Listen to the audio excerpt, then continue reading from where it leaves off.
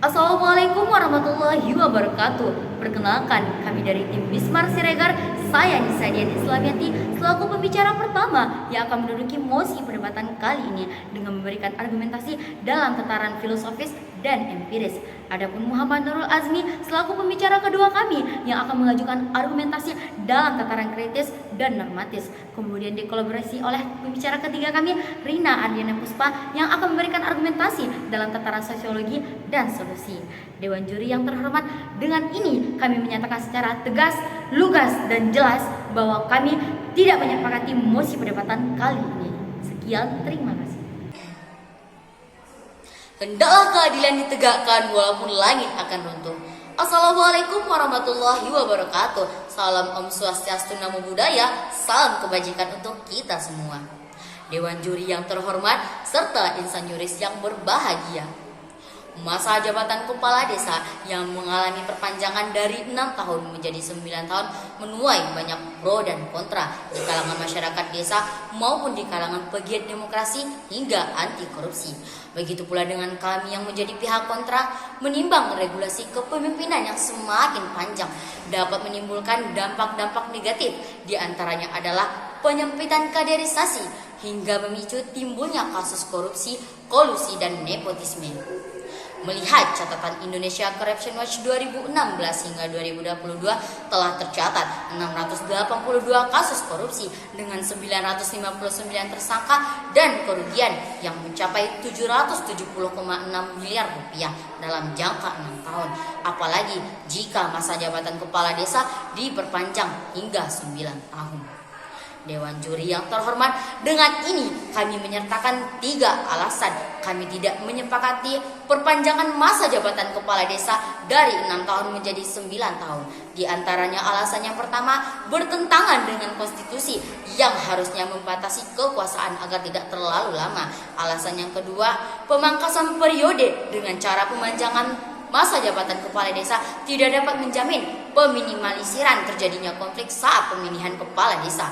Alasan yang ketiga, perpanjangan masa periode jabatan kepala desa tidak dapat menjamin pemaksimalan dalam kegiatan dan pemberdayaan hak masyarakat di dalam desa.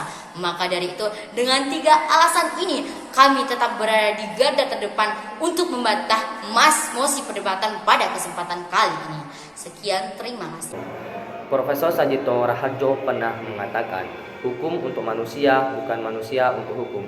Assalamualaikum warahmatullahi wabarakatuh. Salam Om Swastiastu, Namo Buddhaya, salam kebajikan bagi kita semua. Dewan juri yang terhormat serta insan yuris yang berbahagia.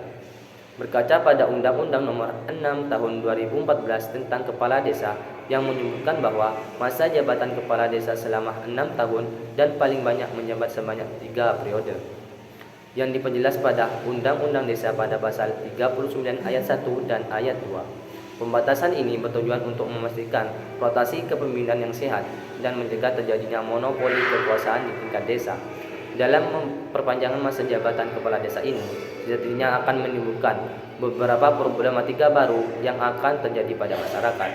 Hal tersebut terjadi karena perpanjangan masa jabatan bertentangan dengan Undang-Undang Dasar 1945 yang menekankan batasan terhadap kekuasaan di cabang eksekutif, di mana hal ini berpotensi besar akan terjadinya penurunan demokrasi dalam masyarakat itu. Selain itu, di dalam keputusan Mahkamah Konstitusi nomor 42/PUU/19/2021 juga memperkuat konstruksi pembatasan masa jabatan kepala desa yang diatur dalam Undang-Undang Desa.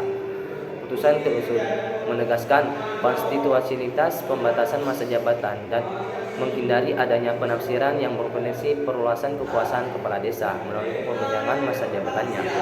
Kemudian juga disebutkan bahwa perpanjangan masa jabatan kepala desa dapat meminimalisir konflik serta mendorong pemaksimalan kegiatan dan pengembangan pemberdayaan hak masyarakat. Tentunya tidak dapat menjadi jaminan bahwa hal-hal tersebut dapat terwujud, karena untuk setiap konflik yang terjadi disebabkan oleh perbedaan pendapat dalam pemilihan kepala desa. Hal itu merupakan kejadian yang sangat lumrah terjadi dalam masyarakat, tidak hanya di tingkat desa.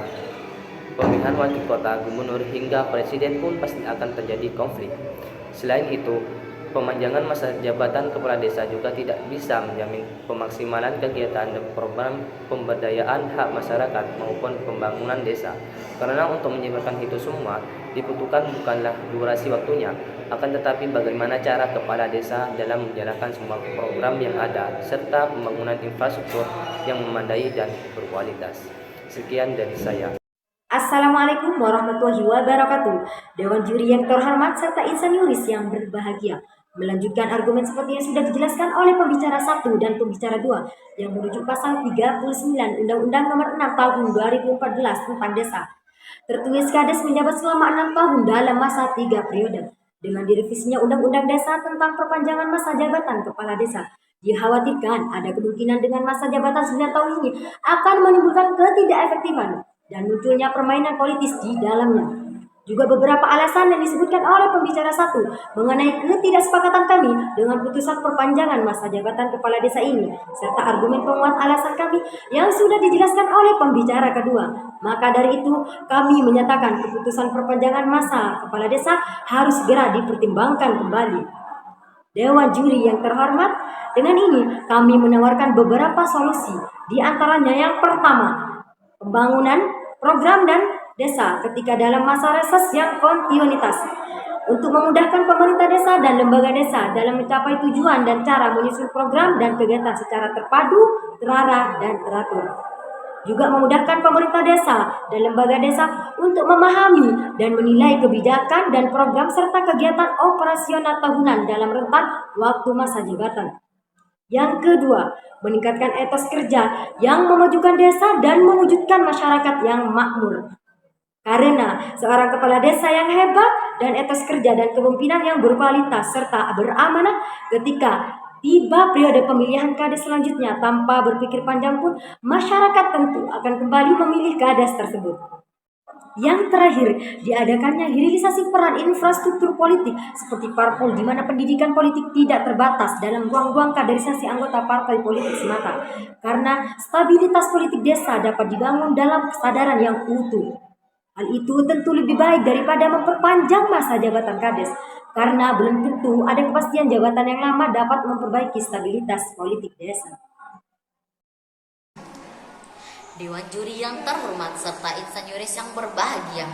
Setelah penyampaian argumentasi dalam tataran filosofis dan empiris oleh pembicara pertama yaitu saya sendiri, kemudian penyampaian argumentasi dalam tataran kritis dan normatis oleh pembicara kedua, serta penyampaian argumentasi dalam tataran sosiologi dan solusi oleh pembicara ketiga.